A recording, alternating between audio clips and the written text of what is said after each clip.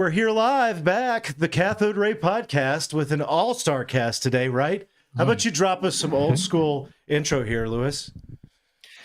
Ladies and gentlemen, welcome here to the Cathode Ray Podcast. We are streaming live from the United States of America and the edge of the empire in Estonia. We are joined by our good friend Yahel from Wrestling with Gaming, and let's bring on the man himself, Steve Nutter. I don't know where that came from. Yeah, wow. I mean, that was great, So thanks for that, right? Happening, baby. I'm so glad, Steve, that you managed to do this. Thank you. Things have been so busy. So thank you, Steve, for reaching out, making it happen. Appreciate that. And Yahel's here. How you doing, buddy? I'm doing good. How are you guys doing? Very good. That was a hell of an intro. Yeah, I know. That was not a lot of expecting fun. that. That's why you gotta have Lewis here. So yeah, this is great. I'm actually excited to have Yahel here for the first time ever on any stream, and it's glad. Yes, this is my first time on any stream. Any stream. I've never done YouTube before. If you think there's this platform called YouTube, you should really try, bro. Oh, really? I'll look into it. I'm just kidding. I know you do a stream like every week too, right? We'll let you plug some things, right? Well, with another guy, right? No, I don't stream every week. I usually only do like streams when I've put out a video. I might stream like that weekend and maybe the weekend after, but since it's like usually these days like about 3 weeks between my videos, I don't want to be like streaming every week because then people are like, this isn't what I signed up for. I didn't sign up for content.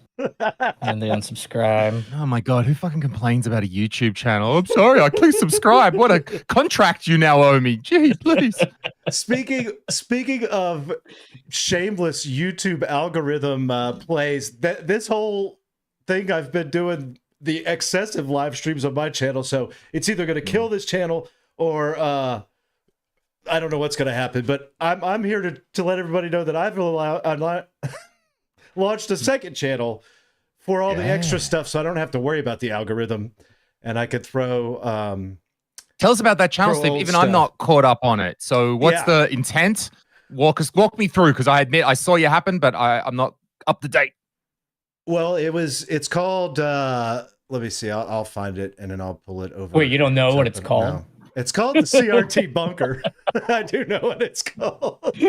Wait, some channel, huh? This is a great way to promote anything. This is like a 95 episode of Conan O'Brien at like 2 a.m.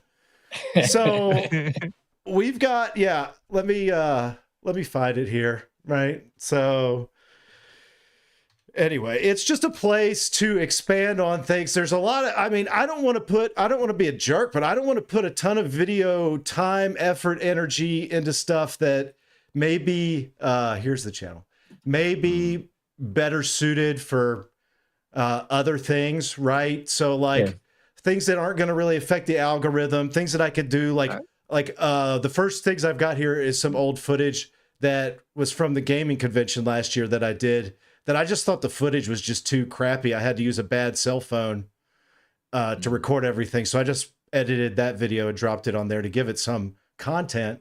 And then I started a Q&A sessions. I'm going to put like little things that are more in depth about CRTs that I'm not going to make a full video on. And then my plan is to, just keep retro tech more in that. I don't even know. I don't know what to consider it. I mean, it's a good thing, but it's not like some upper echelon. It's not like some upper echelon channel. Come on. I mean, keep the golden goose going. So the second channel, is it a Patreon or anything, or how do I access it? No, it's open to everybody. It's not. It's open. What's another channel on YouTube? It's not even. Yeah, and put it in the chat. It's not okay. Oh, actually, I do need to pull up my chat doc. I didn't even have it open. I forgot. There's a whole chat going on. We got Bob here, like a bunch of 100. Okay, yeah.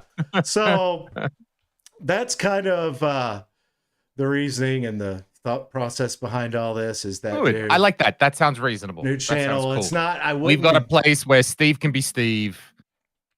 Yeah, I wouldn't. And leave the algorithm and the front facing stuff, the mainstream. Yeah. So Steve hopefully, After Dark. There we go. Hopefully, so I think some people are going to find some good things for that. And I told Bob too. I always felt his format of over at RetroRGB of doing his Patreon Q&A was something that I always thought was really cool, and wanted to also do something similar, because a lot of times I'll get these questions about a CRT that, Lewis, you and I have talked about this, like too hard to ever type anything that makes any sense, that you could just explain maybe a little bit better. So anyway, that's a new channel. That's why this is all kind of happening. So promotion of that. So the CRT everybody. Roundup every week. Yeah. Right. So anyway, enough about that though. That's what it is. So okay, we've done that. Good. Good promotion for it though. Thank you. Anyway, let's get into some fun stuff here. And... I want to know. Okay, I want to know, Steve. I have first question for you. This is the first time I'm seeing you in the new place here. Okay. I admit I've been very busy, very distracted. So I'm going to start you with two questions. First of all, what is the best thing about the new house that you live in? The best thing about the new house? Best thing. What's the best thing that you like about it? It's first thing, it's not having a landlord anymore is awesome. Not having that landlord. Okay. So not having a landlord is like a huge relief, even though you have a bank now. But no, it's been, I mean, I really fell in love with the house, and it was so weird searching for a house for 2 years. And you always felt like, God, I don't like this house really. I don't want to live here, but there's so limited housing. Am I going to have to settle for something like this eventually? And so I've really enjoyed like the backyard. I've got this nice big backyard that was super well landscaped with all these amazing, beautiful like trees that are super old. And it's like it hasn't really been kept in maybe 2 or 3 years. So I've been able to go through the last couple of weeks, really clear that out, and add I posted pictures of my hammock I added out there, and it's been a lot of fun, but I have been getting killed by the mosquitoes. Okay. What can you do? What can we do about mosquitoes en masse? How can we commit a genocide of mosquitoes? You roll around in a gallon of DEET. Okay, good. That's the only thing I've figured out. But, so you're enjoying having like a backyard. Yeah, well, I had a backyard before, but I didn't. So you couldn't really like do anything you wanted to it because right, and that upward slope as well. It was on a bad hill, right, and it was like everything was on a hill that kind of went back towards the house, and it was real steep, so it's not like something you could hang out very easily on. And see, I hate having a backyard, and when I moved in, like the previous owners, they were like growing tomatoes and all kinds of crap, so they had like all this stuff. Like everything's dead now, because like I just don't care. I don't like being outside, so I hate having a backyard. It's like that's the nature, man. That's where it's at. Having your little yard with some stuff growing. I don't like bugs. That's obvious. Yahel, you're the least tan guy I've ever seen that lives in Florida. And I'm Puerto Rican. And my mom is half black. So there you go. So, yeah, pretty white. So you've just not been outside like no. Yeah, pretty much. But like if I'm out in the sun for like I don't know, like 30 minutes, I mean, I will tan really deep and dark fast. But no, I'm definitely not in this Florida sun, man. Like I just before I came on here, I was taking my trash out and getting the mail. So I was out there for like a minute maybe. By the time I came back in, I was sweating. What are you, like a vampire? It's gross, bro. This is disgusting. God, that's such a... All right, Steve, I had the second question then. Great. To back it up was, what is the, let's say not bad, but the most frustrating thing about the new place? Oh, the power company. Oh my gosh. That's been the most frustrating thing. So it's got this weird, it's outside of a city municipality. So it's got this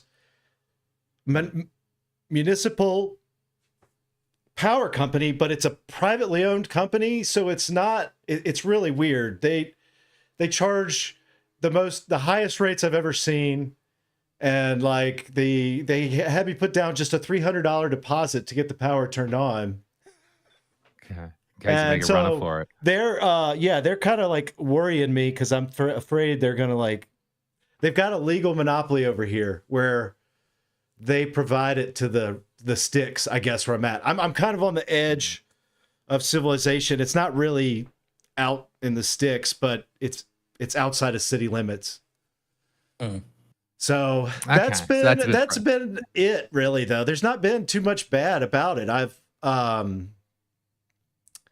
like I said, I mean, the mosquitoes have been bad, but I think that's not going to be anything different. I do have new neighbors because the house right next door to my house was when we bought our house, it went for sale the next day. You think like they took a look at you and they were like, You're right. You think? We gotta get the fuck out of here. Yes, absolutely. That fucking CRT guy. Yeah, the CRTs. They're like, what the hell is going on here? We gotta get out. So I got to make us lose our property value with his 50-year-old TVs. Yeah. But that's about it. No, I can't. Okay. I think. Good. So is this your permanent little setup here now, or are you still working out how you're going to stream from? No, this little shop. Yeah, I mean, I'm using a different camera today. I've been having some trouble with my main one, so I was using this.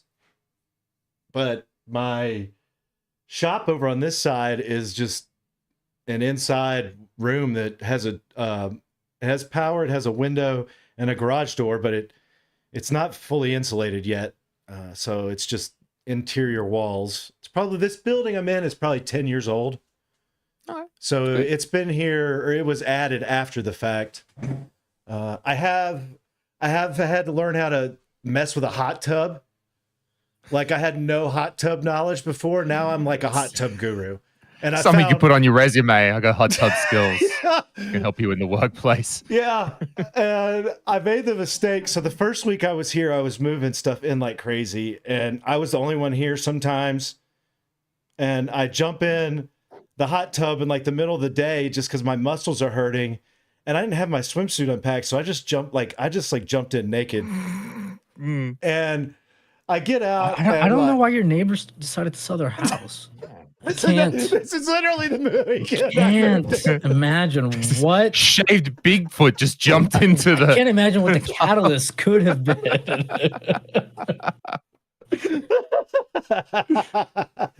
So yeah, it's all right. Steve's gonna buy the house cheap, and the price is gonna go up. It's all. This is how he rigs the market. I know the game. That's what happened. So. All right, yeah. So that's all been the hot tub journey's been fun. I've found some people who are like the retro tech of hot tubs on YouTube, and it's funny to watch them. I'm like, wow, maybe I am kind of nuts. Like, from an outsider perspective, I'm like, how does this guy have a whole hot tub channel about like hot tub maintenance and hot tub restoration? Like, what kind of idiot does that? And then I'm like, wait. Well, dude, I mean, if you thought like lugging around, moving 1020 CRTs is rough, imagine like moving your hot tub collection to a new house. Dude, I've been going to rundown hotels. I get these old professional hot tubs going cheap. Okay, I bring them in, then I resell them. Man, you've never been in a hot tub, so you've been in a former studio professional hot tub. I officially have found the RCA hot tub from the 1990s. Axl Rose apparently got a blowjob in this seat. Prison hot tub. So in a year, you're gonna be like putting a SCART thing in like a hot tub watch. RGB mod hot tub. Oh man. So that's good. That's an odd topic. Like, did you have to do something? Why was there some maintenance you had to do to the tub? You have to do like every day, add crap, sprinkle in. It's like a soup. It's like a constantly, pool, it's like a mini pool that you're constantly dealing with. Yeah, I've never had a hot tub, but as a kid, we had a pool, and yeah, man, like there's a lot of. I mean, it's mostly just like dumping in chemicals into it every few days or whatever. But yeah, it felt like there was always some crap that had to be maintained about the pool. Yeah, I made a mistake of like throwing in 10 times as much of the chlorine version. It's bromine is the hot tub version of it. And I mean, this stuff was like, it like you put your hand in it and you pull it out and it's like melting your skin off. And I'm like, oh, this is too hot. And How did you put too much? Did you just mess up? I just or what? Like overdosed. I think I put I was supposed to put in teaspoons and I put in tablespoons of this powder. So it got real funky. And then I had to like drain the whole thing and refill it. So it's been a fun experience. But let's not. What else is going on? Everybody knows I talk all the time. What is going on with you? Love it. Let's start Just with like hearing Yahel. your Let's stories, give you Steve. some It's been so Yahel. long. Let's Yeah, give tell us Yahel what's going some on with plugs Yahel. because he's back in action here. Yeah. Put out 2 videos 2 months in a row, which for me is unusual to be putting out content. But yeah, today actually, once we're done, I'm probably going to finish up the script for my next video, which is gonna be a pretty short video looking at there was like a physical PlayStation store in San Francisco for just a little bit under 10 years, and just a lot of people don't know about it, but it's where they did like all the hardware, the North American hardware launches while the store was open, it was really just the PS2, PSP, and PS3. But they did a bunch of other like events, and I thought everybody knew that this store existed, but No. and like Sony owned basically. I this will be quick, but Sony ran and had this like giant plaza complex built called the Sony Metreon, and it had like San Francisco's first IMAX theater. This is in 1999 when it opened. It had like these like theme park light exhibits, like based on like where the wild things are and a couple other things. And yeah, like the first Microsoft store was there, and Sony like ran it. So like they're the ones that decided what tenants would be there. So they put the first Microsoft store there, which is kind of weird in hindsight. But I mean, it was pretty unsuccessful. But anyways, they had a PlayStation store, physical PlayStation store, and it's not like the Sony style store, which they actually had one there too, or like the Sony NYC. This was like just PlayStation stuff. So yeah, it's just basically a quick video about the history. I found a lot of video footage from it and footage from some of the in-store signings, like with Hideo Kojima and Jet Li. Unfortunately, I have footage of Angels and Airwaves playing at the PS3 launch. So are you able to research most of this online just by going deep? Or how are you pulling together this information? I mean, so for that stuff, do you guys remember the PlayStation Underground discs? Yes. Yeah. So funny enough, in those, there's several of those episodes or discs or whatever where they actually did stuff at the Metreon stores. Is what it's called, that PlayStation store. So there's actually a lot of footage from there. Like there's footage from they did an event to promote the Final Fantasy movie, the Spirits Within movie, where they like turned like the whole store to kind of like match the motif of it, and they had like cosplay contests and a bunch of stuff. So I got some stuff from that. I found some old GameSpot, like the GameSpot TV show. Like I found like a couple of segments where they visited it. So yeah, it was just like looking through. Also, I found some old marketing videos by one of the developers. So it was just a lot of like searching for bullshit and then going through archive.org to look at like old San Francisco Bay. Oh man, I forgot what it's called. But they have like a weekly, like here we have one called Creative Loafing, but that's kind of like the same thing. But it's like a weekly thing of like things going on. And I found like ads for like whenever they'd be like, oh, come play, Star Wars Starfighter for the first time at the Sony Metreon, and they give away free swag. So there's a bunch of stuff about it out there, but it's just like you do kind of have to like dig a little deep to find it, but there's quite a bit out there. Cool, nice. I've never heard of such a store, so I'm looking forward to seeing that one. So why do you think then, Yahel, why don't we see that kind of store today, or do we do it? Is it Apple Store and my existing Microsoft stores, the version of that, the sustainable version that eventually evolved into? I mean, today, I think it's just there's so much done digitally, and there's so many like easy ways, even if you're into physical, to like buy stuff right online and just have it shipped to you the next day. So I just don't think there's as much of a need for it. And like one of the things that really hurt the whole Sony Metreon complex too is, like I said, it opened in 1999. 2 years later, you had it was already like a super expensive $85 million. This thing is huge. It's like 350,000 square feet, 4 stories. It was really big. And you had to like pay for a lot of the exhibits, not to go to the PlayStation store, but a lot of the other stuff you had to like pay to do. And then 9/11 happens 2 years later, and then that really hurts like retail spaces, and it was already kind of like an iffy proposition. So there's a lot of bad timing, and supposedly, I wasn't able to verify this, but supposedly like games were more expensive at the store, like $3 to $5 more expensive. So it's also like, why am I gonna go there? And also, it's like once you go to the store, if they're not doing an event, it's pretty normal stuff. Like it's just like games, t-shirts, and it's only PlayStation related. Now they did have like a lot of stations set up to play games, like 30 stations. So like you could pretty much like just about any newer title you could like try out before you bought it. So that's kind of cool. But really, I mean, there's not a lot of incentive to go there if there isn't an event. If you have like a GameStop or something closer to you, you know? Yeah, fair. Help me out as a poor Australian boy here. What was the 9/11 effect on retail across the whole country? Retail was down. Yeah, people just weren't like people were just afraid to go anywhere where there might be large crowds of people. So, like I said, the Sony Metreon is huge. Like there were 8 restaurants, 4 stories, 350,000 square feet. They had like that thing for where the wild things are. That was like that took up like a whole floor if I remember correctly, and it was for kids. So people aren't going to want to bring their kids to that. You know, so they had like a Discovery Channel store that took up a whole floor as well.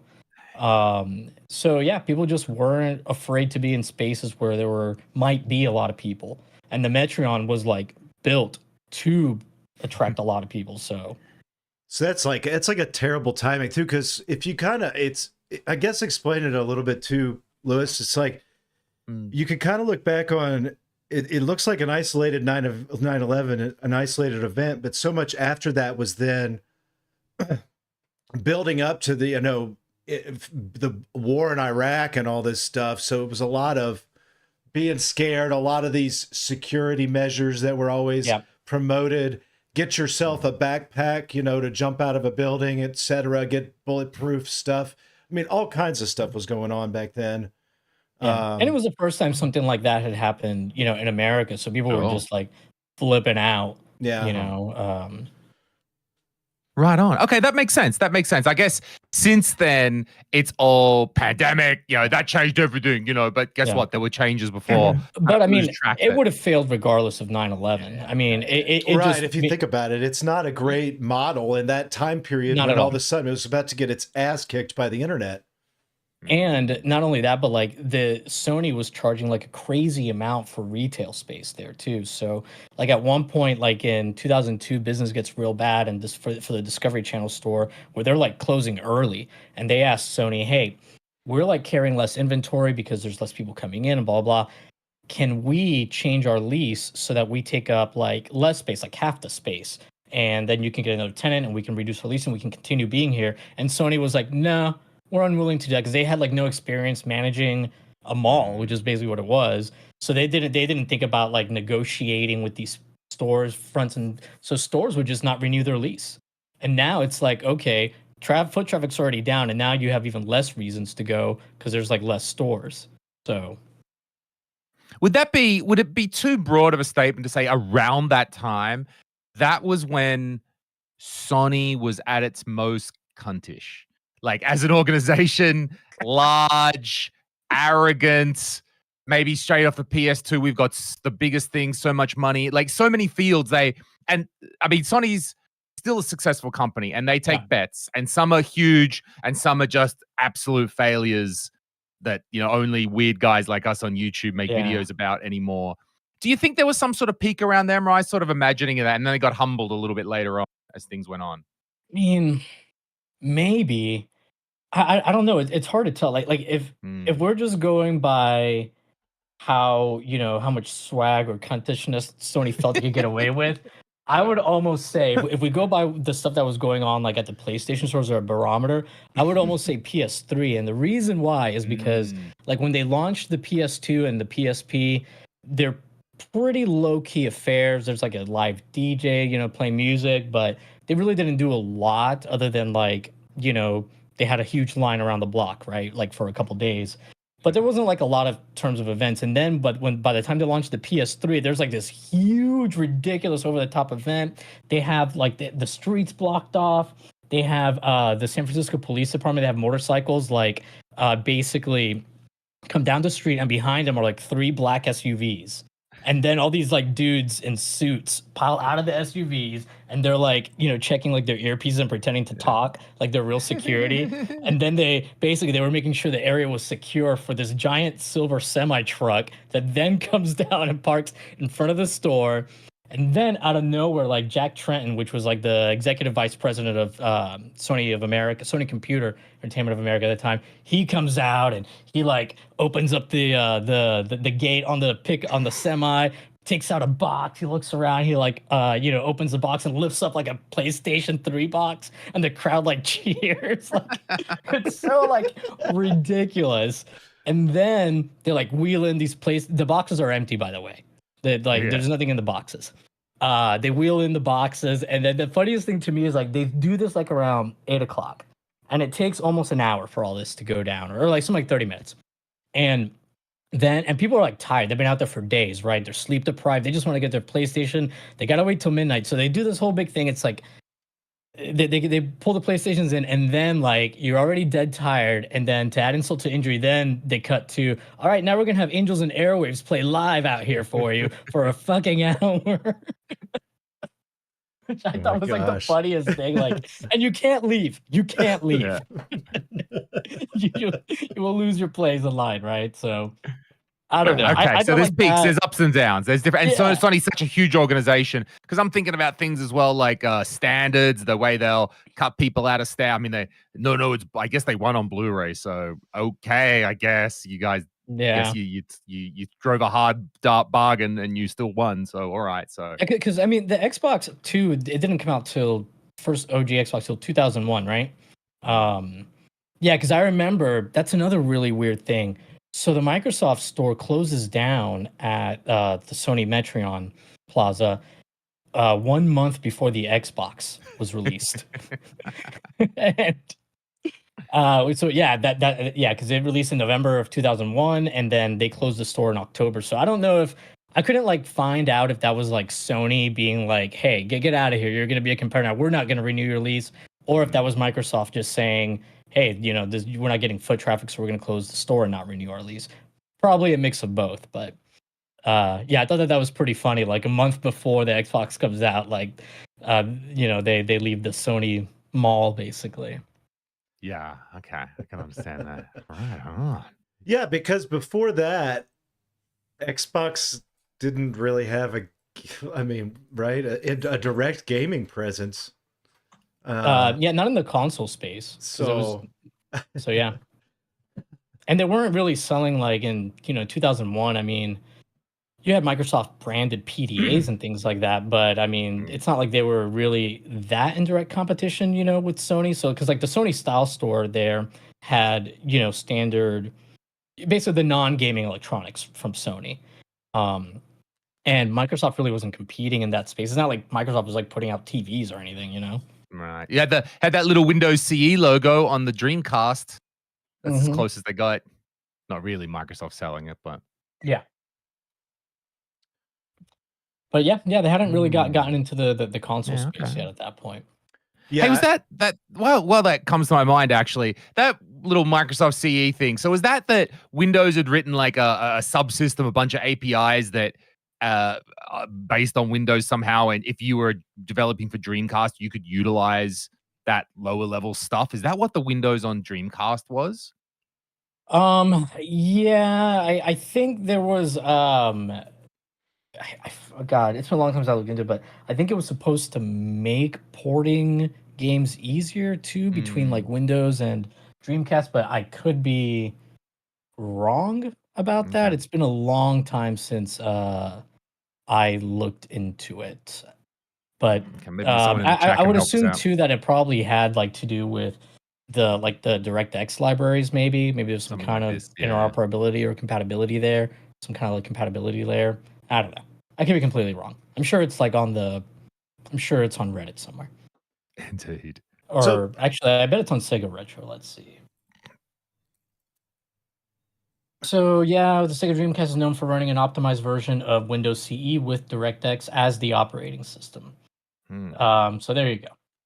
But I wondered, And- could you just write directly for the hardware, or did everything had to go through the OS? Because I didn't think that generation kind of had an OS as such. I'm assuming they just mean like the front end, like to like manage, the VMU okay. and stuff like Some that. standard libraries. Okay. Some standard Yeah. libraries to use, sure. So apparently running games through Windows CE was an option for developers, but most use Sega's proprietary software instead. So Right. Okay. That's what I understood. That's the one thing I understood from it, that was there, but the Windows stuff was, of course, as Windows was then, maybe is now, slower, more overhead, Yeah. of course, to pigeonhole those libraries in. Hey, let's go to the chat. How's everyone going in the chat? We're seeing Scruffy looking RGB is there over in Japan. He would love nothing more than Steve and I would love nothing more than to go to Japan with Steve. Bro, I got no money left, Never but you mind. say it and I'll be there with you. I'll come. I'll take the loan. yeah, my my girlfriend and I, we've been talking about like trying to make a trip out to Japan. I've never been, but have either of you ever been? Lou's been a bunch. Yes, sir. 4 or 5 times. I love it. Yeah, actually, funny enough, my wife, when I met her, she went and did 3 years of the exchange program to teach English in like this small village, in this place called like the Kochi district or something of Japan. So she would go there quite a bit. And then we met on the last year. She was on that visa last couple months. And because you can only do it 3 years. And then, or at the time you could. And then, so that's what, but no, she's always like, you need to go back. I always wanted to go and like pretend I was a retired baseball player, sing a bunch of stupid karaoke. I want to like go sing a bunch of Conway Twitty. Always carry a bat with you Yeah. to like, when people ask you about it, you just wear a jersey, right? Like a Yankees jersey. Oh, Yankees. Yeah. But who'd you play for? RBI? Yeah. Bases loaded, baby. Come find me there.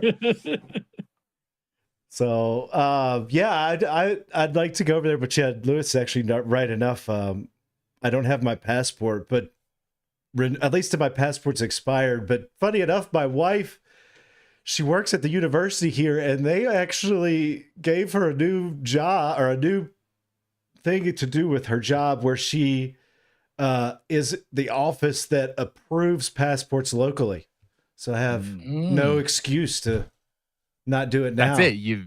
It's all in the house now. It's all in the family. Just literally go meet with my wife. It can make it happen. Yeah.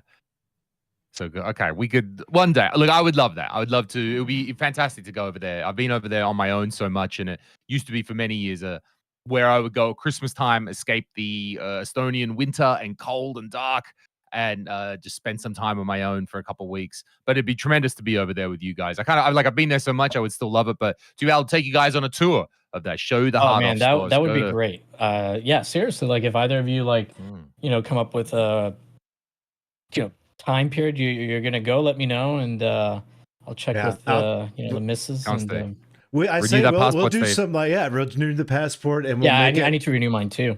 We need to make it something where here's what we'll do. We'll go to a place. We'll sit somebody to set us up like a room, and then we'll all do a little 20-minute talk, and then it's all tax deduct, or it's all a tax expense. Yeah, it's like a business tax write-off. Yes. Oh, your stupid American tax system makes you do stuff like that, right? I don't have to justify that to nobody. I can just, it's a tax.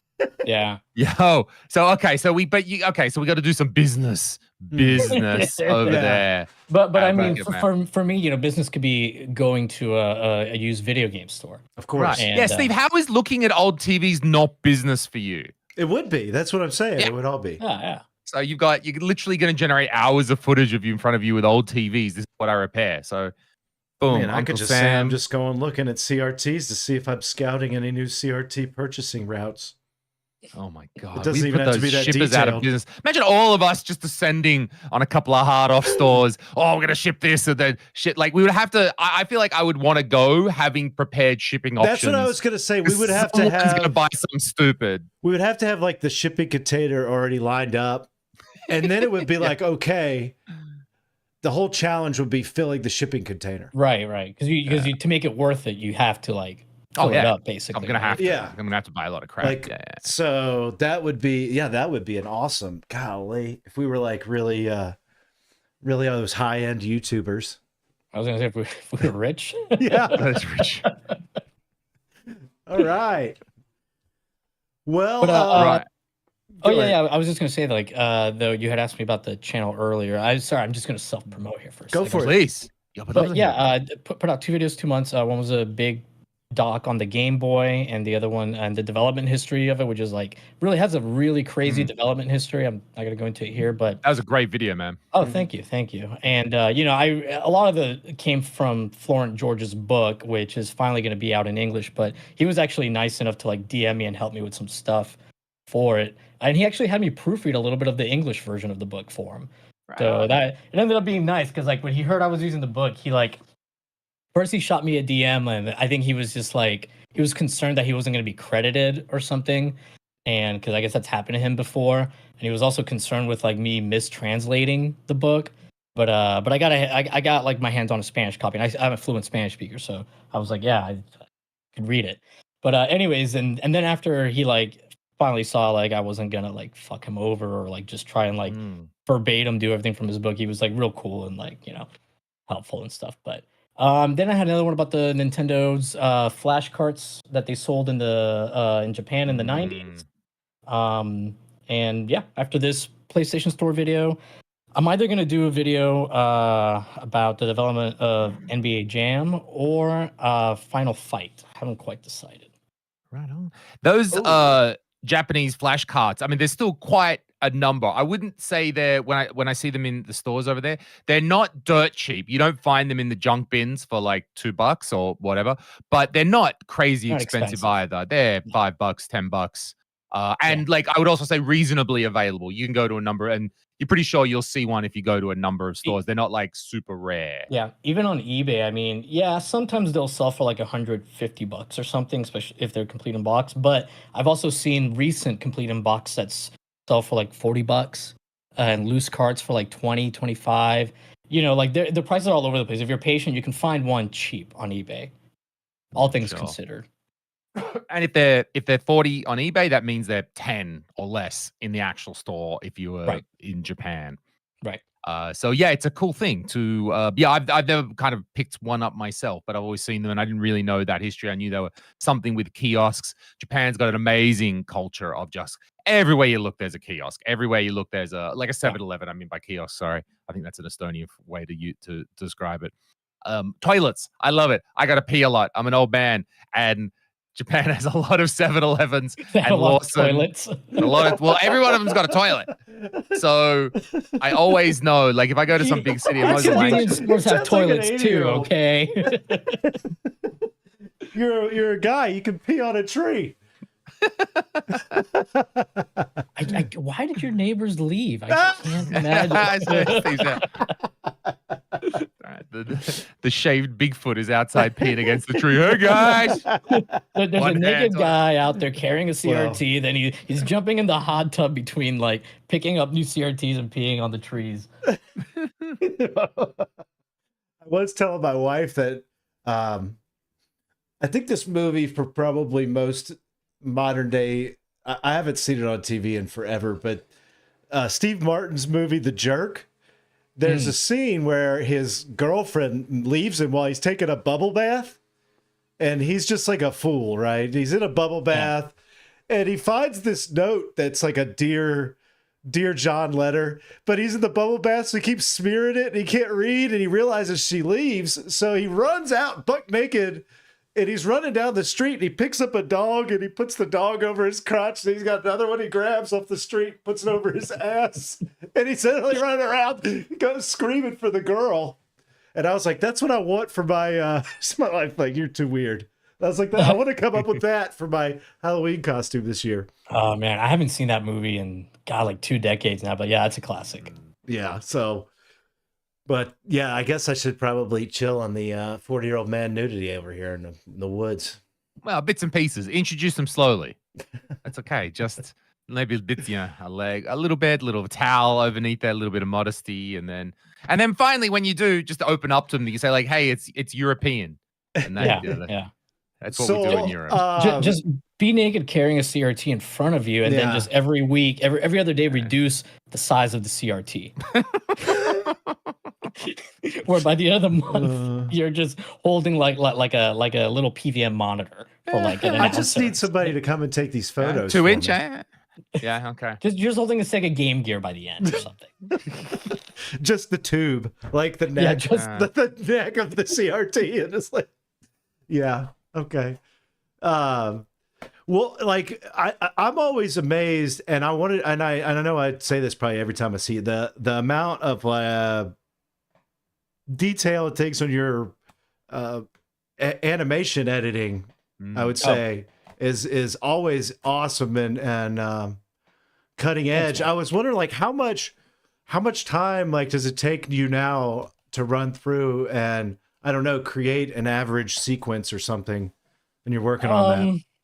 I mean, it depends on how complex it is. Like for the Game Boy, the flashcards video, it was not that bad because, well, I mean, I didn't do nearly as much animation. It was a lot shorter than the Game Boy video, but it just really depends how complex it is. Like there's some stuff on the Game Boy video that like I worked on for days. Like there's a scene in it where the Game Boy basically like comes apart to reveal, the PCB inside, and I fly around through it. So like for that, between like making the PCB, like modeling it, and trying to make it like as accurate to real life as possible, and then doing the animation stuff. I mean, and then rendering. I mean, that ended up taking like 3 or 4 days, and it's not that long. It's like maybe like a minute long sequence, but other stuff doesn't take that long. It just really depends on what it is and how complex I want to make it. Like I normally wouldn't. There's a lot of complex for me 3D animation sequences in the Game Boy video, and on that one I kind of went like all out because it was like the first video I had put out like in a couple years, so I wanted to like just really kind of have a bit of a wow factor. And I was switching 3D programs. I was switching to Blender, so I was also kind of like learning it. So I kind of wanted to do as much as possible just to learn as much as possible. But yeah, I mean, normally I wouldn't go that hard. Just because it does take a long time, and at some point you got to say, well, okay, what's my return on my time investment here? Exactly. What's your rough like process for? I understand maybe you got multiple scripts on the go, but is there some rough framework that you're using? I mean, have an idea, research, write a script. Take us through that. Yeah. So, I like a lot of other YouTubers have like a giant list, right? Where you think of an idea, you see something, you add it to the list as far as topics go. Once I decide I want to try and do a topic, I'll just kind of like do some real preliminary research where I'm not even like taking notes, just to see like, is there even enough out there for me to do a video, or am I going to have to like, try and find people to interview just to gauge, what I'm going to have to do. Most cases you can like find everything you need online. If you look hard enough. Once I'm ready to like work on a video, I use Trello to like organize kind of like my ideas. And Trello is just like a site where you make like these little cards. It's free to use, and basically I'll say, okay, like for the carts video, I might be like, okay, this is the technical stuff about the carts I want to talk about. So I just make little notes. Okay, talk about this, talk about that, blah, blah, blah, blah. And in there, I'll sometimes like throw in like, like URLs to things just to remember where to get that information. And once I kind of have like my Trello board set up where I know, okay, these are all the things I want to talk about, then I'll write the video. And as I'm, including those things in the script, I kind of like, you can basically put the cards like off in a section that's like, okay, you're done. This is in your script or whatever. So that's how I do it now. Back in the day, man, I used to literally just like, it was stupid. I would like read like some stuff and like read a bunch of stuff, right? Make no notes, and then just start writing from memory while I'm also rereading everything. So like, okay, you got that process down, and then really you're writing a script, then you got to film, and then you've got to make these animated segments. Yeah. And then like once I've got the script done, then I'll work on if there's any 3D models I got to make, I'll make those. But I don't make most of the 3D models in my videos. Like most of them are like, thank God, like there's people that like create these models and they allow them to be used under a Creative Commons license. And like if you look at like my credits list on that Game Boy video, it's the amount of like models in there. It's obscene. But if a model doesn't exist, I mean, or if I just feel like making a model sometimes, I'll go ahead and make it myself. Like I would say, I'm trying to think of my Game Boy video. I ended up making some of the Game & Watch models because like some of them just didn't exist, and I ended up having to. I had like bought actually like a Game Boy model, but once I started using it, I was like, damn, the dimensions of this are all fucked up, like, and it just like it's one of those things where it's like it's probably most people wouldn't notice, but like every time I was using it, I'm like, man, this does not look. It's like too wide here, too thin here. So I ended up basically like remaking that. But yeah, it just depends. I mean, if a model is out there and of course if it's available to use like under a proper license, I'll use it because otherwise it'd take me forever. Yeah, sure. Is this the 3D modeling and animation? Is this what you do to earn a living or to earn a crust? No, or no. how are you coming across this? No, I've mostly been like a data analyst. I just the 3D modeling stuff. I used to not do that. I used to just do like a lot of like keyframed animations in Premiere or maybe I'd like come up with something in After Effects. So I mean, I've always kind of been like I've always tried to do like probably a little too much with my editing. Like that's always been a thing because a lot of like retro gaming YouTube videos are just like glorified slideshows. Sure, yeah. And I mean, my early videos are glorified slideshows, and there's nothing wrong with that. Like some of the channels I watch regularly are just glorified slideshows, but I just wanted to do something for myself just to make it more interesting for me while I'm editing and hopefully the viewer. The 3D stuff came in because I'm a big fan of Stray Fox, and he does really good. Like he's been doing the 3D modeling, like retro gaming videos forever, like for like 10 years or something. So I was just like, I'd watch his videos and I'd be like, damn, these look so good. Like, I want my videos to look this good. I'm not saying that they do, but that was kind of my inspiration for doing 3D stuff. I just stole the idea from him. I think, Steve, you're a bit like me. We kind of, sometimes we can struggle with this side of the game. This side is a little bit tough. Sometimes I look back and I'm like, man, there was like this, I feel like there was like a season that I did like really great videos. And I'm like, now I feel like I've gone backwards somehow. Sometimes like, wait, I was actually putting more effort into things. And now, but you're prioritizing though. But do you think that that's because maybe you've gotten better at editing and stuff? So things feel easier. So it feels like you're putting in less effort, but maybe you're just more efficient or better at it. I think a lot of times I used to try, I told Lewis and I talked about this. You try to do things differently. And a lot of times I just like try to write a goofy ass skit and go like act out 3 parts myself. And so like, I kind of haven't done one of those in a while. So I don't know that really ever mattered because nobody was here probably to see that. So, but it's funny, like I'll look back and somebody will leave a comment on an old video and then I'll click on the video and there's this whole skit and I'm like, what the hell was I doing back then? Like, it's so ridiculous. So do you get the thing where like somebody will leave a comment on an older video and you have no idea what they're even talking about from the video? I've laughed with people where I've done things in the shop and I don't remember how to do them. And the most annoying thing is going back and trying to find out how I did it in one of my old videos. Like watching yourself, scrolling through the video. I'm like, man, this sucks. I don't want to listen to myself talk like this. So yeah, like I've had people like ask me questions about like something I've covered. Like I get a lot of random X-Band questions because I did like a big documentary on that, interviewing like the developers from X-Band and blah, blah, blah. But like, I mean, some of the stuff I just don't remember, at this point. But I'm expected to like know it. And I'll be like, oh, fuck, let me go back and watch this video. Yeah, I guess because if you're the one with the biggest video about it, that makes you the expert. I'm the one that's interviewed the developer, right? So yeah. Yeah, I'm the X-Band guy. I think, Steve, look, if I could maybe relate my own experiences and transpose them onto you, it is a little bit about prioritizing your time. So if editing isn't something that comes so naturally, if editing isn't something you want to get a video out, so you've just gone, well, do I spend this extra time adding all this stuff in and making it look, or do I just jam out the content? This is what Steve does. Put in a goofy sketch. Hey, we had a good time. We had, would that, like Yahel was saying, okay, he's got to make a ratio of time. I can keep making this 3D animation more amazing or putting more of them in. But when are we just going to get them out? You've just got different scales about how much you want to do. Yeah. And if you want, and my videos, like the ones from when I started doing 3D stuff forward, like if you notice, like usually, like once it's a little bit past the halfway point, there's a lot less 3D animations. Like I start just be like, damn, I gotta get this done.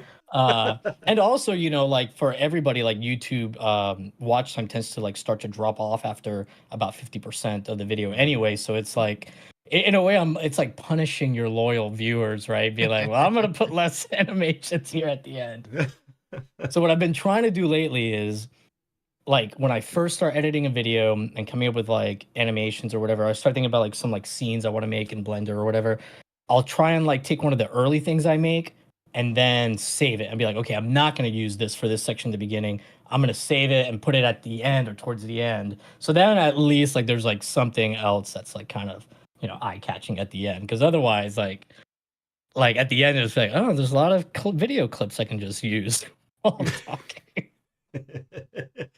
Yeah, I feel the same way. I feel like with my videos, I always end up having to take like 3 or 4 minutes at the end to kind of explain a couple things that were not left in it. And then and so it's like sometimes at the end, you're like, well, you're looking at your numbers and you're like, yeah, only like 30% of the watches may watch this portion of all these watches. And so it's just putting out the spiel of talking or something and putting something over it. But I've never gone to the lengths of even understanding how to use Blender.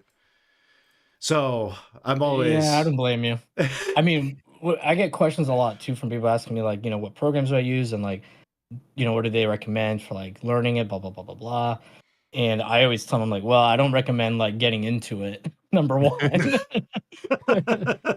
It's because it is a big time sink. But number two, like, if people are interested in getting into that stuff, I mean, all the stuff that I learned how to do in Cinema 4D, which is what I used to use for the 3D stuff, and then Blender, and really anything is just YouTube tutorials. I mean, there's a tutorial for like everything out there for all these programs. So, or just trial and error. I mean, I with Blender in particular, I've done a lot of trial and error stuff because you'll rarely, well, at least in my case, like I'll be like, I want to do X thing and I'll try and figure it out in Blender. And I usually won't, but I'll like learn like 3 or 4 other things while trying to figure out. And then I'll succumb to just, okay, let me look up for a tutorial now on how to actually do this. So, yeah, were you into 3D stuff before you made the YouTube channel, or which order did they come in? No, I've always done like some video editing stuff. I feel like since like the mid to early 2000s, like I would edit like the videos for like the bands I was in at the time and things like that. So nothing as involved as like the stuff I do now or even like 5 years ago, but so I was always kind of familiar with video editing and like motion graphic work and that kind of stuff. But no, the 3D stuff was just, again, I mean, I just wanted to like be like Stray Fox. Yeah, captured your interest somehow, and that just led you down that path. Yeah. Right on. I really admire that. I think I struggle to find the time to make them, and I think I struggle with editing. I would love to just hand off my editing, and even that, I have some stuff shot that even that I haven't just freaking handed it off. So I clearly have this issue around that. Like I think I'm coming from the performer world where I want to just perform. I just want to create, even though I know the entertainment industry so well that I know it's not just about performing, or you have to work through so many levels before you get to that stage. You can't have let's say a manager before you work for so long and managing yourself, and then you get big enough and then you can have someone look after those things. See, I don't think I could. I don't think I could ever have somebody edit my stuff. I mean, I say that now, but I don't know. I'm really anal about the edit. And the funny thing is, like, when I started doing YouTube, I mean, I used to love the research part, the research and writing, and kind of almost hated the editing. Like, it kind of saw it as a necessary evil kind of a thing. And now it's the opposite. Like, now I don't hate the research and writing, but it feels like more of a slog. It feels like something I have to do to get to like edit, because like I feel like there's where I get to like do like some really fun creative stuff where you love the editing. Yeah, whereas like, because I do like, my videos are like about factual things, right? It's not, I can't just sit there. I mean, I can throw in a joke every once in a while, but the facts are the facts, and that's what I got to put in my script, so it's a little bit more of a chore these days. So I mean, I've thought about maybe getting a writing partner and a researcher more than anything. But we'll see. That's cool. Okay, even that to find the bits that you don't like, let's say, or the bits you don't love, maybe, and get some help with that, right? Because I that's why I really enjoyed when I was staying with Steve, because he just poked the camera in my face and say, "You talk now," and I'm like, "Cool, buddy, can do that all day long." I think I would be advantaged by spending a bit more time on that. I'm so busy right now that I don't have so much time to devote to the retro gaming. So that's why I'm very happy Steve invited me on. Awesome. Let's do a live thing. Even with the other work that I'm doing in my leadership consulting, I'm finding it's just easier to turn on LinkedIn Live, do an hour talking to a friend of mine on Zoom about some topic, rather than build up, research some other thing. So different styles, I guess. And you got to find the right people to collaborate with. That's why I appreciate being with Steve. Yeah, you guys are always doing our thing. Always welcome. I love talking, of course, with Lewis. People have been asking me what's been going on with you anyway. Busy. Yeah. I was going to say, before we move on to, on the editing thing, I kind of got a comment here that Hangia that put down that was hard to find kindred spirits of people you could trust with your vision. That's kind of what I was going to say. The hardest thing, even for somebody is like, with what I'm working with, how do you think somebody else could like determine what your vision is for how a video is going to go? I feel like that's such a hard thing to get over almost myself, that handing over the keys to that feels like, that's what all the people in like Hollywood directors and stuff would get into huge fights over a lot of movies and stuff like that. Final edit. Yeah. Somewhat, Steve. I think there's still, you're right. Like there's still okay. I guess what I'm trying to get into, because now you found something I'm onto, which is how to decentralize, how to delegate, how to get by someone into your vision. So often it's talked about, I don't know, in an office or something, how to get your people to do your tasks and shit like that. But what do you do when you're an artist and you're like, this is my work? This is not just some report that I'm writing for the company. Right. This is my video. It's my song. It's my movie. It's my whatever. I think that it's a little bit harder, but I think the basics are still there. We have to tell people about our vision. You've got to explain it to them. I think you've got to buy them into it. You've got to make sure they are, as saying on the chat here, that you've got to find those correct people. Maybe that's a little bit harder than in a professional or work circumstance, in a creative circumstance. But then I think on the other side, there is still that balance that, okay, how to say, if I do everything myself, there is a limit to the number of hours, a limit number of hours that I have in the day to act. So I'll still always be limited if I only ever can do everything myself. So if I start to bring people in, there's a possibility that I can decentralize, get more done. Now, that also brings in the possibility it's going to stray from my vision. So you've got to balance off. Do I accept what those people are doing? Because it's allowing me to do something much bigger. And we've all got to find that our own balance on that scale. So hopefully maybe we can find some people that are closer to our vision, people that we worked with a lot over the years, that we trust, or that we've talked a lot about our vision. So I can give more away, they can do more, and I know it's not so far away what I would have done. Or sometimes I have to say, like, yeah, okay, like, look, it's not exactly what I would have done, but it fits well enough that I'm going to go with it because it's still fine. It doesn't take away. So I'm going to, you know what I mean? So we're always searching for these balances, I think, even in art.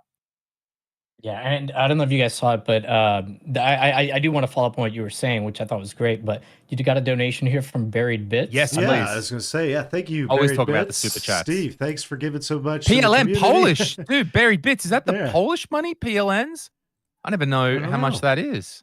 Including your guests. Thank you, friends. Yeah, well, thank you. Everybody's been enjoying it. And I know a lot of people are lurking today because the chat's kind of going a little slower, but it's because we're having such great conversation and getting into some good stuff here finally after we got past all my creeping out my neighbors. So no, we want to hear about it. We want to hear about it. But 12 Polish dollars is about $25. I just found this out. Thank you very much. So but kind of talking about that, that's almost like and that could be related to just about any kind of business situation where you do have to be good at presenting a vision of what you need for this company or whatever it could be, kind of, you know, and then you expand, and that's how you really grow in things, which, you know, personally, I've always had a tough time. I know, kind of letting that, you know, expanding almost to that point where you are letting other people in on, no matter what it really is, bringing in extra help.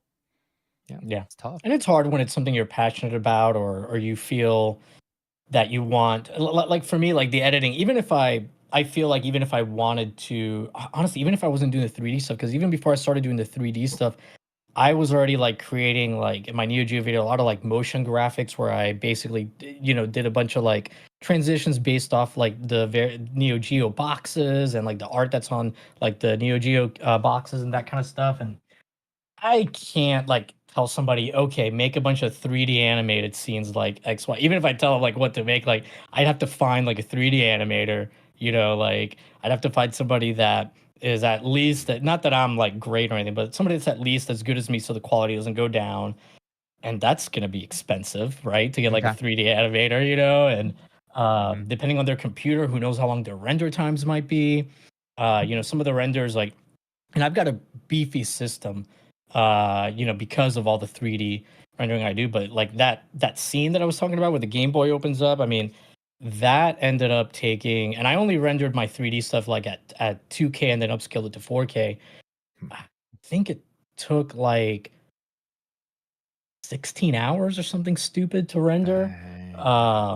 Yeah. So Does it ever drop? Does it ever like crash in the middle of that, or has it been pretty solid? It's been pretty solid. I mean, and even if it like did crash, you know, I just render it out as PNGs. I mean, so each frame is a PNG, so you could just pick back up from where it left off. But yeah, I mean, and I don't know if you guys are you guys familiar with Yoshi Vu? Yes, I know who he is.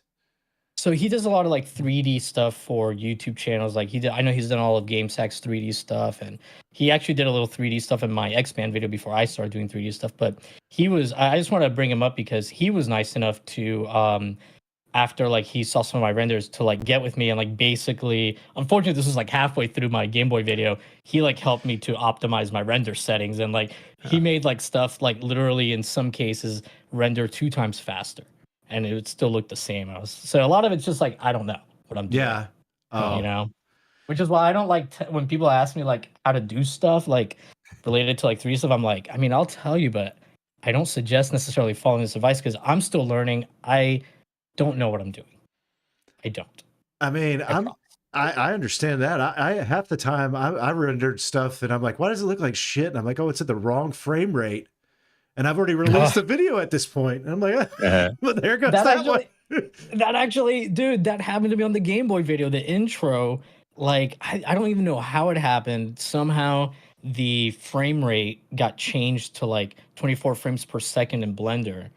And I had timed it out based on that. And then when I put it like into Premiere to edit it, in Premiere, the actual thing was being rendered at 29.99, 30 frames per second. So then the timing was off. It's like, what the fuck? But I couldn't like go back and like redo the whole scene over again. So if you like watch it, like you'll notice that like gravity isn't working quite correctly because I have to like kind of bullshit some fixes in there. Some guy like analyzing your one scene. The gravity was off in the scene. You know, this isn't 9.8. I don't know what he's thinking there. He's screwed up.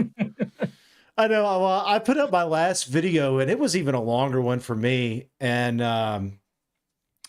it's funny when you get a comment that's just like kind of questions what you were doing in one section. You're like, yeah, I kind of did that. I realized I didn't go into depths on some things, but I even wrote a retro RGB article with the video that I tagged, and then like somebody else comes and chimes in. Is like, oh, you just said it was cool. You didn't even do anything. And I'm like, what the fuck?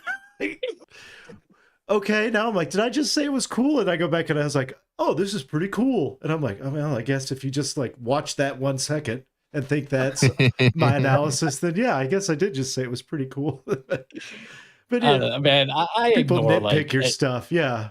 Yeah, I mean, I get why people like let YouTube comments get to them, but thankfully I've got like pretty thick skin, and like negative comments have fortunately never bothered me. But you can't like really pay a lot of attention to like even some of the positive comments, like not that I don't appreciate them, but yeah, there's some like very general, like overly positive comments. I'm like, I don't think it was that good, bro, but thanks. But yeah, I feel bad for people that take the YouTube comments to heart and like when it Bob. because I mean, like, I don't know, man. Like I have a hard time letting like strangers hurt my feelings, I guess. So like I just don't let it happen. But I get like lots of comments about my hair.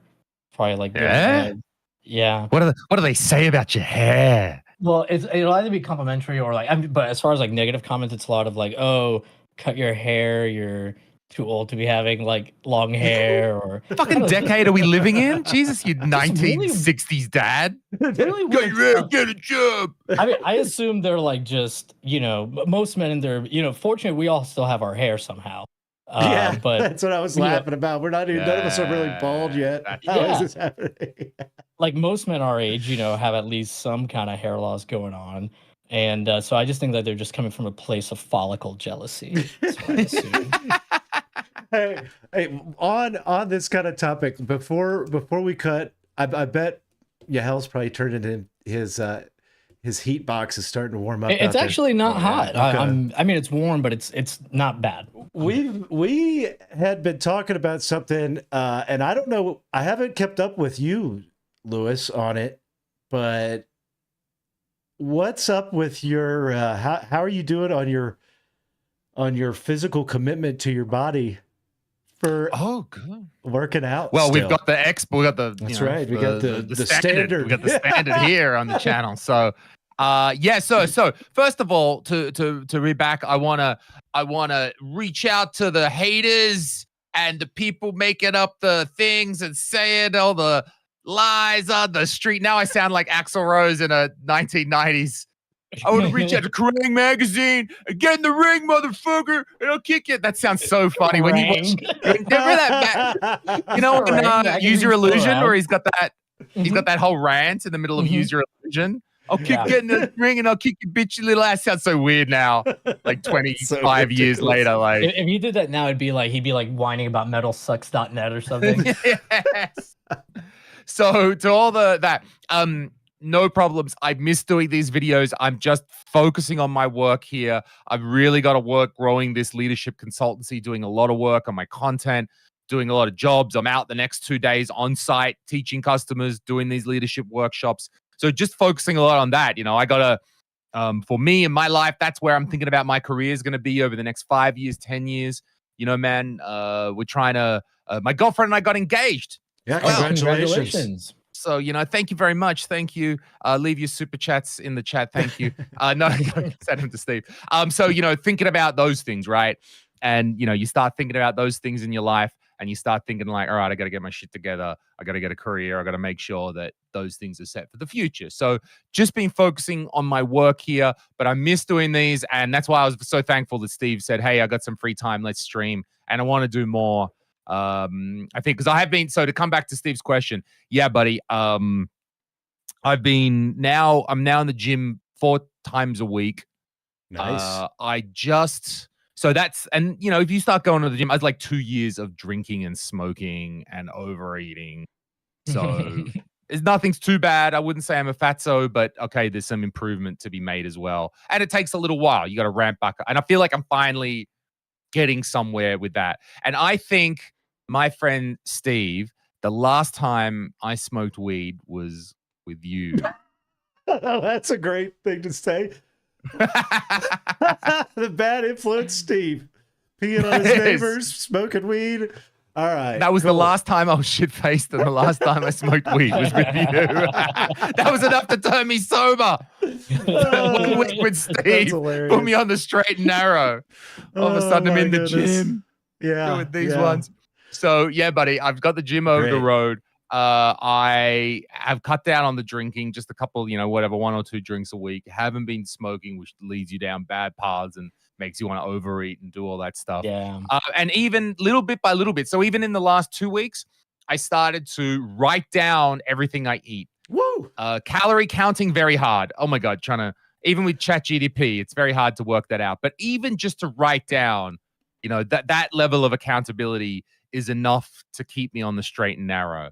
So I am feeling healthy. It's warm summer, so there's no depression right now, and I'm feeling on the up and up. So, yeah, That's great. That's great to thank hear. you, Steve. Not for the bad influence, for the good Yeah. influence. Because you are also doing Are, these are you things too. feeling like better, more energy?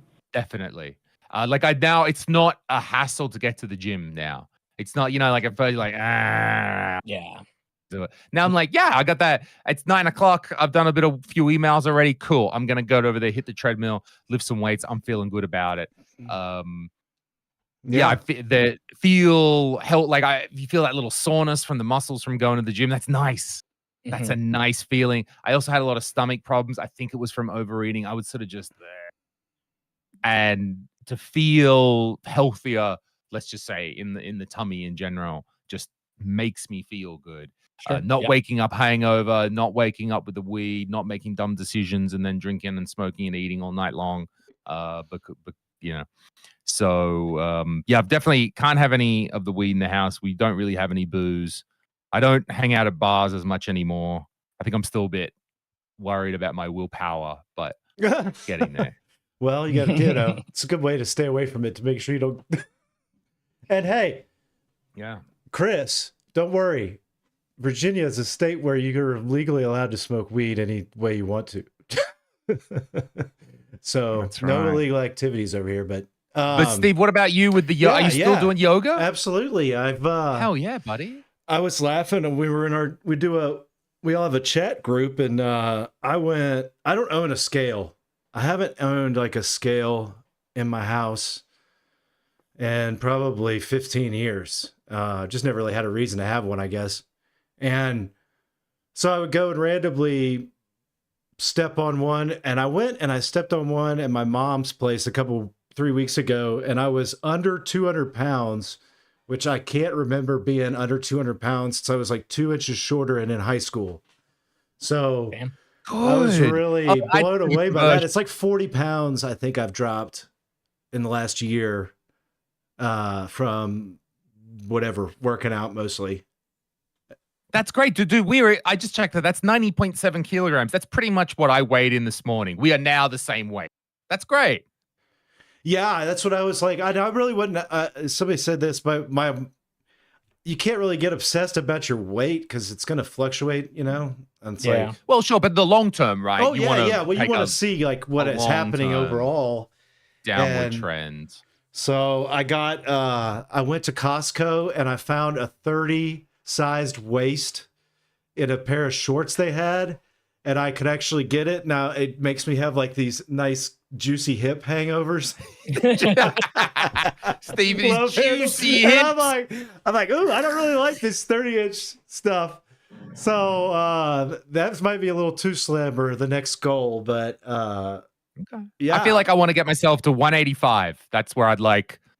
Yeah, if I could you're just tall be there. too. You're not short. Like, are we the same height? I think we're pretty close on height. Yeah, we're pretty close. So I think like just to go a little bit less, about 185, I think I'd be happy around there. Just shave off. I think I have this thing because like in my family, I feel like we've got the beer gut gene. Like every one of my relatives, hopefully, I'm sorry if none of you guys listening, everyone's got beer gut in my family. My father had this big old beer gut, and I just have this like I don't like it. If I could just shave off the gut, I would be super, super happy. And that's, I think, I know you can't selectively do that, right? You've got to work on the whole thing. I've just got some weird many psychological issues, but one is about the gut. Well, what about the expert here? Because the model of fitness, like what in the heck do you do? How many times do you go to a workout? Like, what's your regimen? A week? Yeah. I mean, it depends, but usually like 5 times, sometimes 6. But it just really depends. I don't like working out. Like I don't. I like the results, but I've always found it. I mean, I've been working out very regularly since I was like 16, but just for the results. I mean, I don't think it's fun. I don't like working out with people. I don't want it to take any longer than it needs to.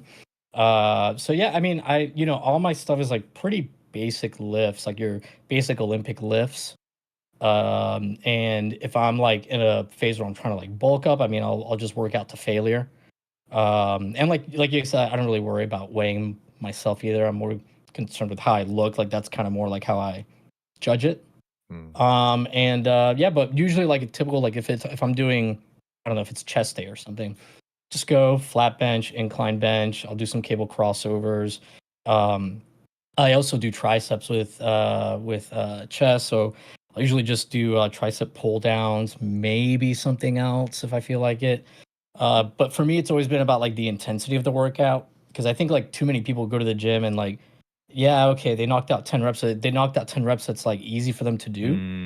And if you want your body to change, you really got to like do something that you've never done to your body before. Whether that's eating completely differently, working out harder than before. If you go to the gym and like, you know, when you first started working out, you were able to do 10 reps, you were able to bench 135 10 times, and you never go up in weight, you're never going to change. You were already able to do that, you know?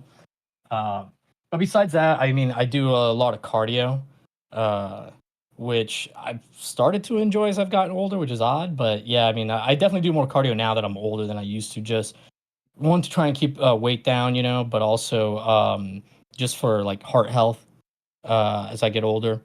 Like I'm at the point these days where if I only have like 30 minutes to work out or something, I can't get like a full workout in, and it's a decision between lifting weights and cardio, I'll do cardio, because long-term wise, that's going to take better care of me than lifting weights. What's your cardio? I'm doing that too. I'm starting with cardio I'm starting the treadmill about maybe 20 to 30 minutes on the treadmill. Is that what you usually doing, Yahel, or you actually go out and run in the Florida nighttime? No. I'm never outside. Like I almost always just run on a treadmill, and usually I'll do like I'm more concerned about how many calories I burn more than the time or the distance. But usually my thing is like within the first 10 to 15 minutes are like my more intense part of the cardio. So like my goal is within the first 7 minutes to be at 100 calories burned, by 10 minutes to be at 140 calories burned, and at the 15-minute mark to be between 150 and 175 calories burned.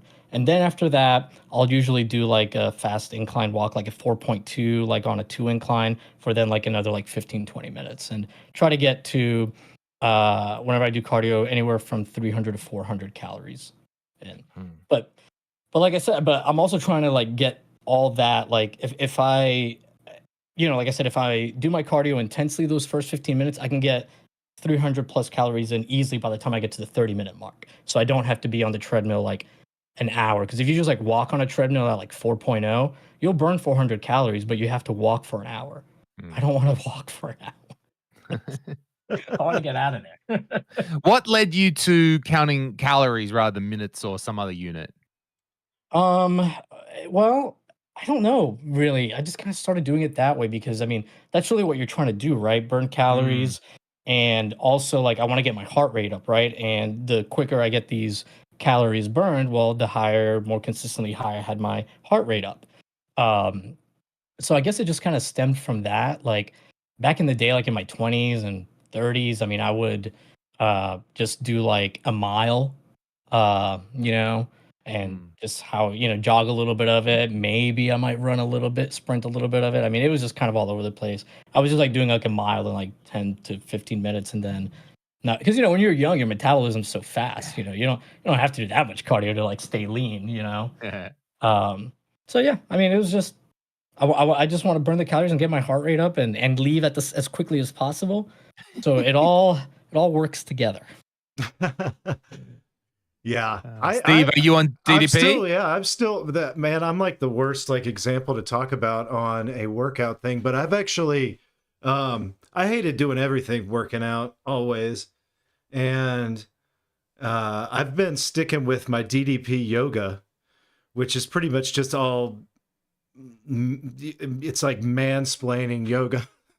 Like, yeah, I know a couple guys that do DDP yoga, and they swear by it. Yeah, and it's great. It's like I've been able to do it in my house. I could pop in a DVD, and it's only like less than 30 minutes most of the time.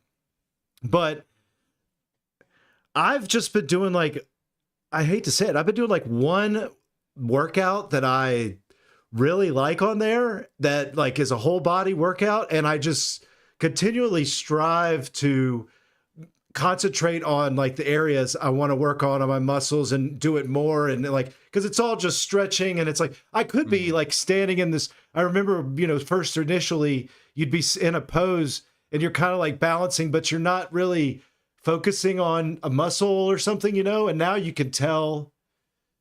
I don't know. That's so is that, that was, I was going to ask that question. How do you, if you're doing the same yoga video, how do you do it more intensely or better? So it's a whole body thing. So I'm like, well, I'm going to continuously like work extremely hard on my abs for this move. And then it becomes like more, and it's all based on how much resistance you're like mentally thinking about. So if you're literally like cranking up the resistance in your head. I don't know. Do you know, like, does this make any sense? This is probably the same kind of stuff people in jail do, right? Just like burpees all day, right? No, but that's like the DDP thing. I mean, jail state. I know what you're talking about because jail.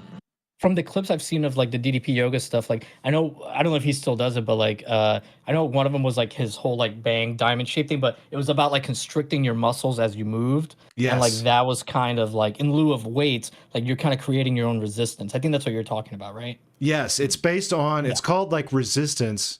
And I mean, like I said, it's worked for I've done it long enough and it's been working for me, and like I continually am still able to push with it, and so like 9 times out of 10 I fall back on that kind of as my workout routine, and throw CRTs like moving your CRTs around would that's another thing. Just throw those around. I could, but then have you adjusted your eating or anything? Like, have you changed anything else? I'll drop and do like, sometimes I'll do like other moves randomly throughout the day. Drop and do like a 2-minute plank out of nowhere, and then hold it and do some slow push-ups and things. And I've been doing a lot of the intermittent fasting thing, and like I did that and dropped a big, I think like 5 or 10 pounds within a week of doing that. Yeah. Not eating is a good way to lose weight. Yeah. So I was like, that really blew me away. I was laughing because I was telling you guys as I was moving into the house, I just stopped getting my appetite. Like I had no time to eat, and I might eat like a banana, and then I'd be like, oh gosh, the day's gone. I'm just going to go to bed. And I was talking to my wife. She's like, you need to eat. And I was like, I've gone past the point where I'm not getting hungry, so I'm just going to keep pushing it. And she's like, oh, that's not healthy. And I'm like, well, actually, I kind of is healthy, I think. So, strangely, like I never have felt better. And we all know that like I had a serious, I don't know if you knew this, Yahel, but I mean, I had a serious heart issue. Oh yeah, you months talked ago. about it. Yeah, you talked about it on Roger. I think it was after we were done with the stream. So I was at a point where the doctors were like, you can't work out or do really anything intense after that for like 2 or 3 months, because I was really tired, and like my heart I had a real heart issue. So it after that I realized like there was kind of this path, right? It's like you hit the point where you're allowed to start exercising and it's good for you after that.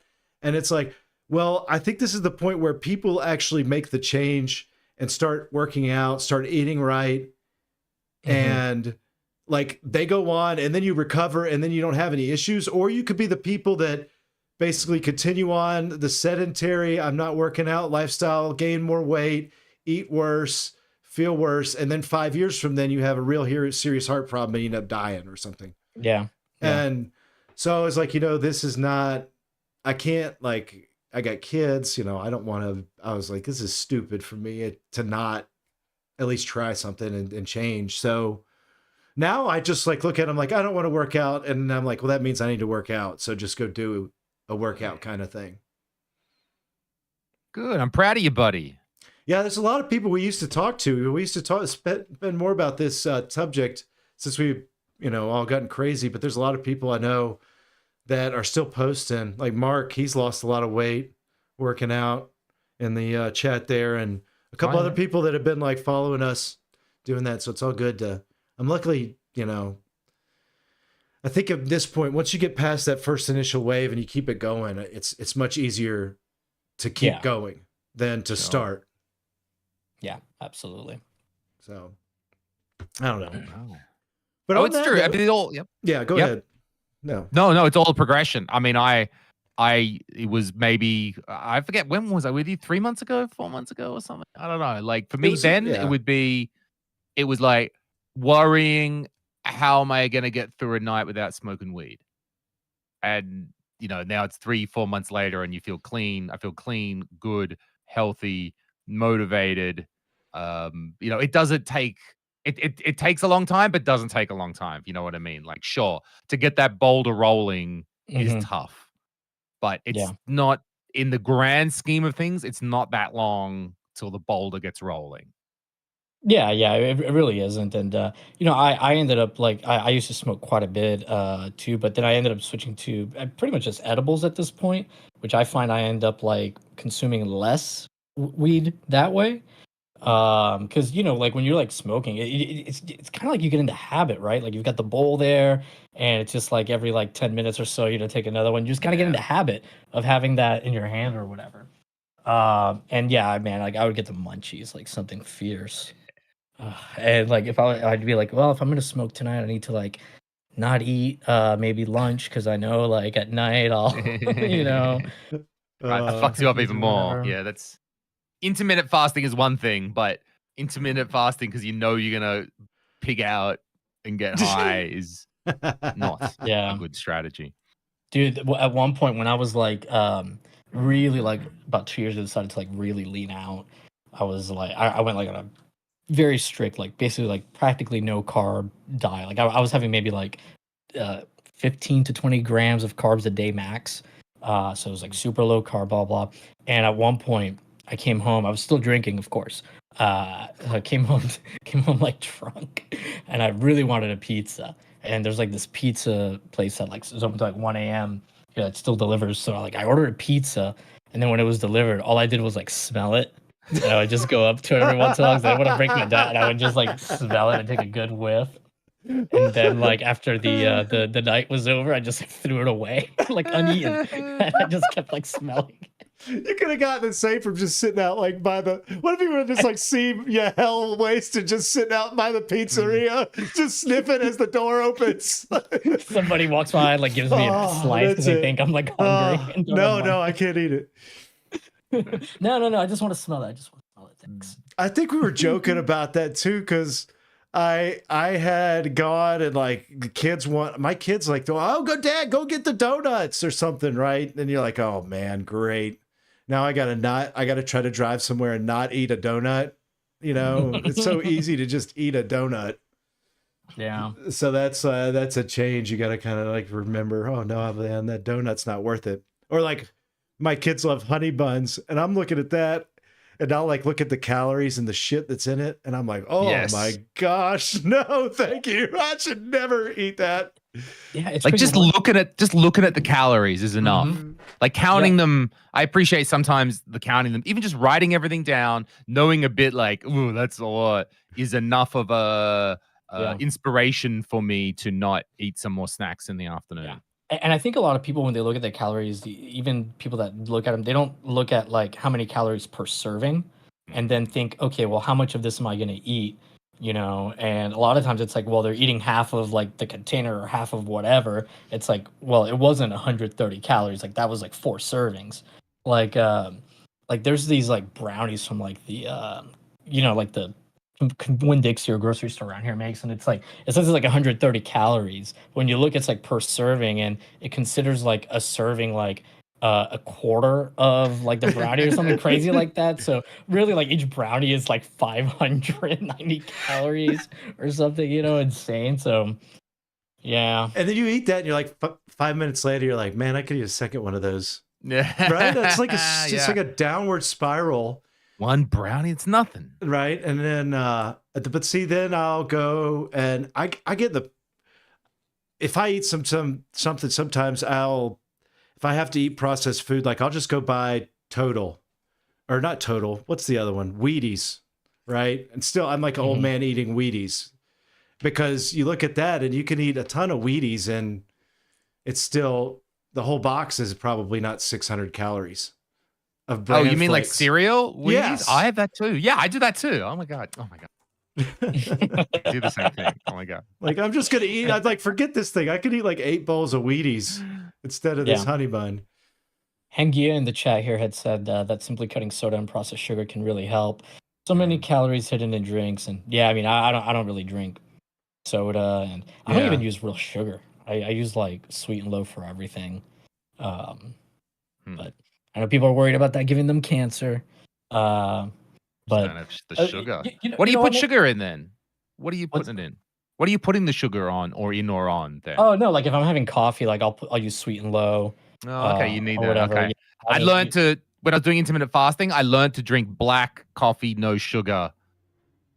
I've tried, man, and I just can't quite. I mean, I've gotten it to where I'm not using as much sweet and low as before, but yeah, I need a little. I think Yahel will be okay with a little sweet. He's all right. Yeah, true.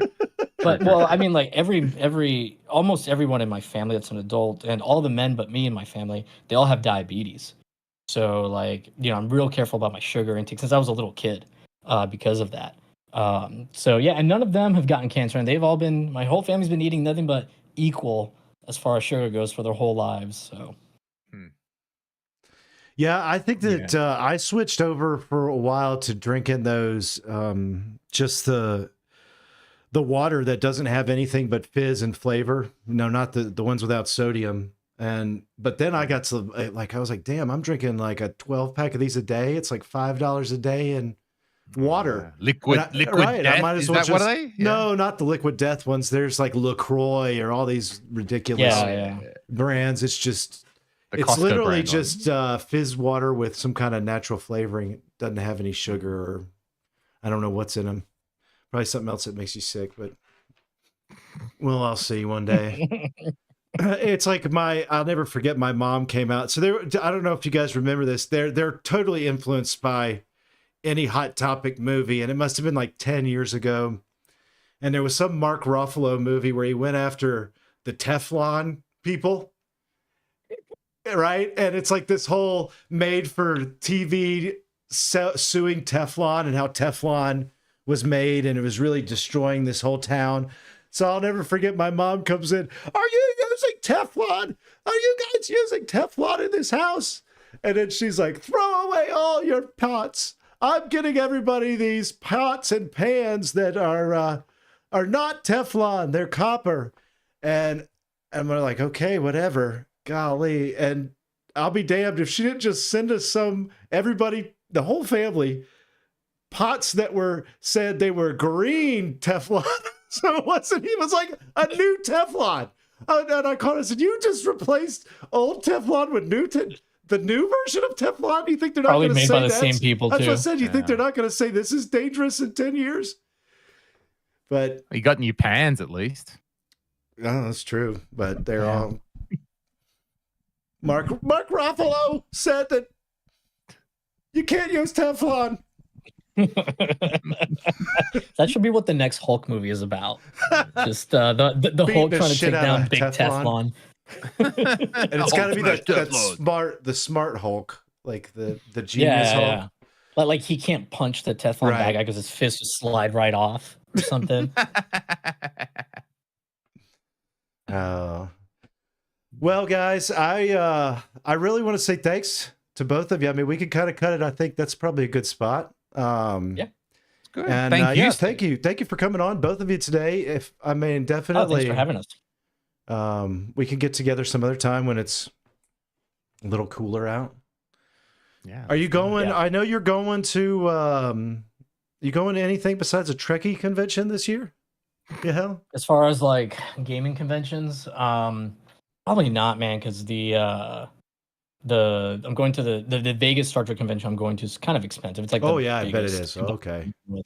For Star Trek, so and the problem is like the conventions I usually go to is like PRGE and Retro World in Connecticut, and they're both kind of around the same, pretty close in time to that convention. So it'd just be like a lot of money. Like maybe if I get invited to Retro World, I'll go because then at least the hotel is covered, and and I can use points for the flight or whatever. But probably not. What are you guys going to go to? Anyone?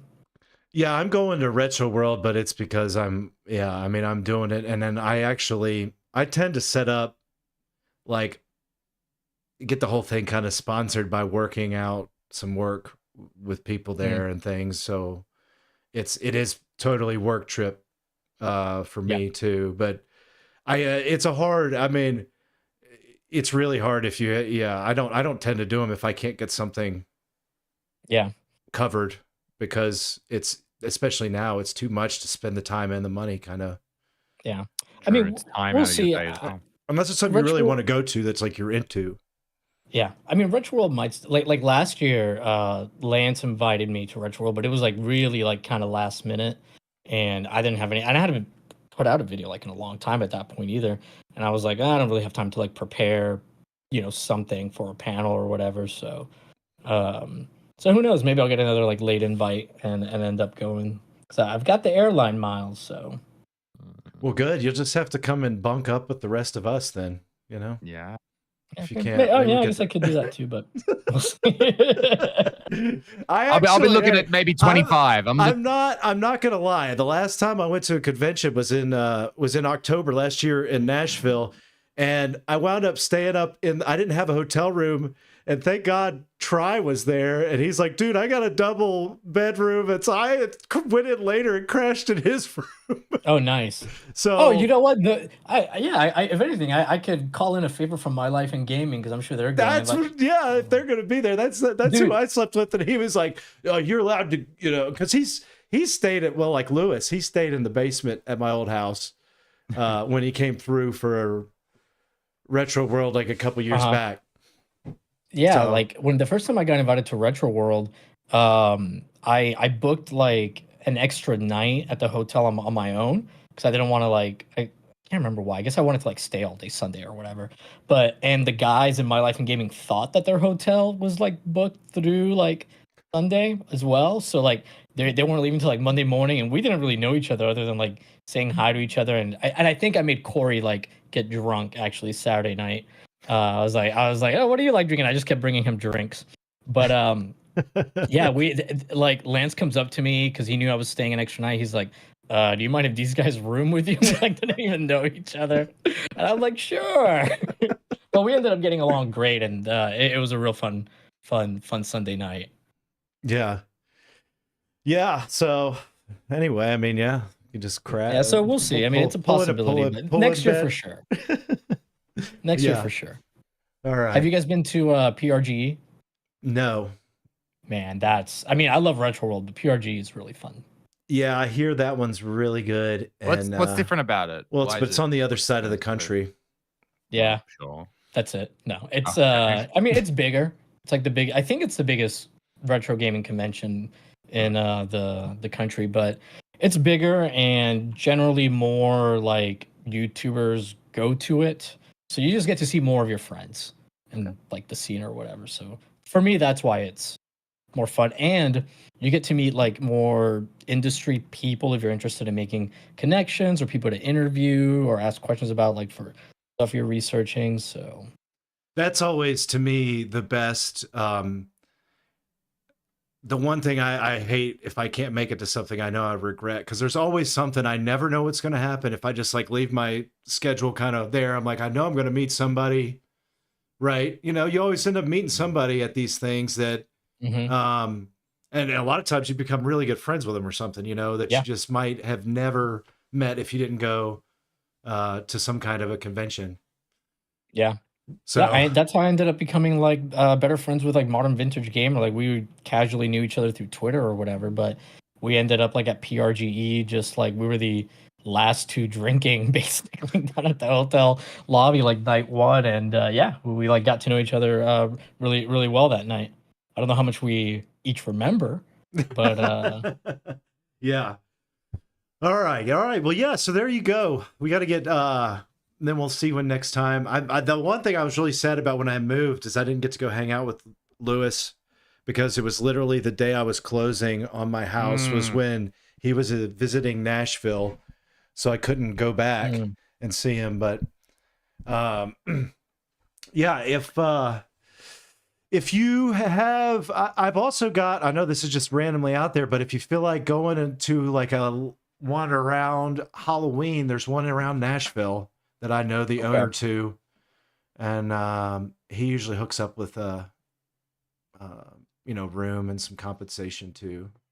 Okay, cool. So last year, Danny Trejo was there, and I couldn't believe how old he really was. Like, you didn't realize, like, he really is almost like 90, and he's just like kind of small. I mean, that's what really, like he's I really thought he was old. like in his 70s. And then they always have a bunch of wrestlers, like old wrestlers from like last year I was sitting there playing pinball, and I look up and Farouk is playing pinball right next to me. Dude, I've been on Ron like Simmons, I've been on 2 wrestling shows with Farouk LeBron. Yes. So he's a fun guy. I mean, it was. Oh, and here was another thing. I felt really messed up about this one, but I saw Scott Steiner like barehand eating food in a urinal at that show, like while he was taking a piss, and had Not surprised. Had like a baggie of like shit on the urinal, like eating and taking. I'm like, what the Scott's. I mean, that seems like Pump. something. Yeah, Scott Steiner would do. Golly, that was the fun one. They set me up my booth right next to the bathroom, so I got to see what everybody was doing in the bathroom at that trip. When I was going to the Dudley Boys Wrestling School, he came in one day because he was working at TNA at the same time as them, and we used to get like guest trainers from TNA Wrestling all the time. And he came in one day, and we were all like kind of worried, like, what's he gonna do to us? Like, what's his plan? But thankfully, quote unquote, his back was pretty like messed up at the time, and it was so bad that he didn't want to like get in and roll around with us. So we were all pretty thankful because no one was gonna throw him around. It was gonna be him like doing shit to us, And he does. I don't know, man. He used to do when it was the 80s, and he was with the tag team with his brother. He did insane stuff. I mean, he did like the first what do they call it? The Steiner Plex, or I can't remember, whatever. He did like the first the Steiner driver where he like would pick you up like this and then put it like start as a suplex, end into a pile driver. Yeah, but he also did a full on the Frankensteiner? The Frankensteiner, yeah, and stuff like that. It's like it was flying for such a huge guy. He was awesome. Yeah. Then he got like so literally massive, muscle wise. Yeah, that it was like barely move. Yeah. So anyway, but yeah, this year they got this Jake the Snake, so I'm gonna be able to talk to him about some DDP yoga. Because cool. DDP like saved his life. Yeah. So that'll be fun. All right. Thanks again, guys. If you want to say anything, final words, I'll give it to you. Go ahead. I'm good. Thank you, Steve. Thanks for having me on. Yeah, I'm good too. Thanks, man. It was fun. All right. Yeah. Thanks again, everybody. Be sure to check out the boys' channels here, and we'll see you in the next one. Have a great day. Bye-bye.